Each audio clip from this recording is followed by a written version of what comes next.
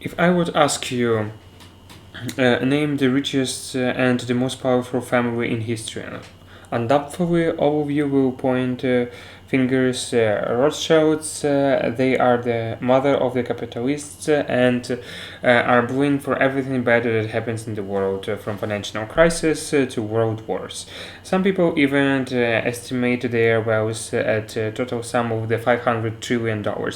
With that kind of the wealth, you can flip the world around as you flip the burgers. So in this video, let's take the Rothschilds and figure out how much of that is true, how rich they really are, and exactly they made such a fortune. Back in 16th century, pretty much until recently, Europe was ruled by religion. The practice of lending money with interest in prohibited in the Bible, so naturally most people stayed away from the except the Jews who filled that gap. Many Jews families were involved in finance and had no problems lending money with interest. In fact, they have passed this business down for generations. One of the families went by the name Rothschilds. They specialized in the collecting and exchanging coins. And Meyer Rothschild, who was the head of the family at that time, had ambitious plans. He sent his 5 sons, whom him trained to be as good as him, to 5 different European financial capitals to lead and exchange money all across the continent. Nahan, the most famous of the all, was sent to London. Amschel stayed in Frankfurt, and the other 3 went to Paris, Vienna, and Naples. And that was the birth of the Rothschilds international banking dynasty. You see, life in the medieval Europe was different. All of those kings, queens, and emperor cared about is to wage wars against each other and capture more land. This is the list of the wars that took place in the 19th century, and Europe was involved in almost all of them. However, wars required a lot of money, so the European nobilities built the strong relationships with the Rothschilds since they had established an international banking network among Europe financial centers and could easily move money from one country to another. In fact, all 5 sons were elevated to nobility by Emperor Francis I of Austria. And were granted the Austrian title of the Baron in the 1822. Nathan, on the other hand, was also elevated to British nobility by Queen Victoria and was given the title of Brandon Rothschild. When the Napoleonic Wars broke up, Nahan was ready. He became the key player in the financial to the British war efforts.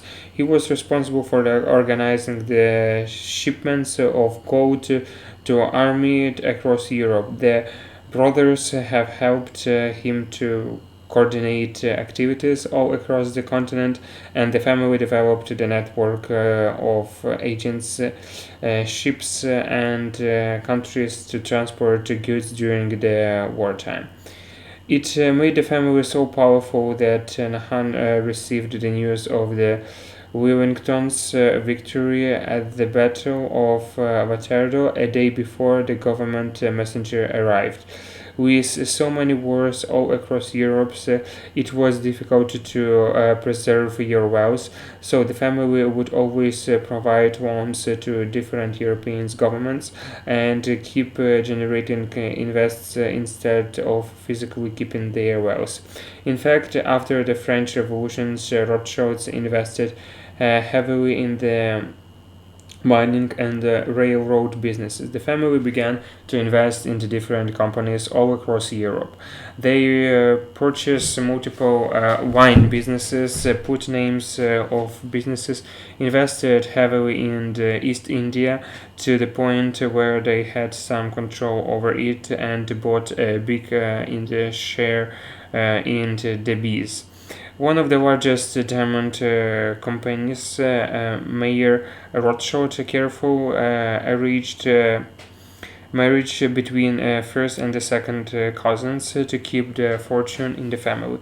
Unfortunately, by the third generations, the family began to cripple. Many members decided to marry outside the family. Some even passed it away without living here. However, that was just the beginning. With the rise of Hitler in Germany, Rothschilds had to surrender their banks to Nazis. There was collected places that were built over the century were confiscated or destroyed.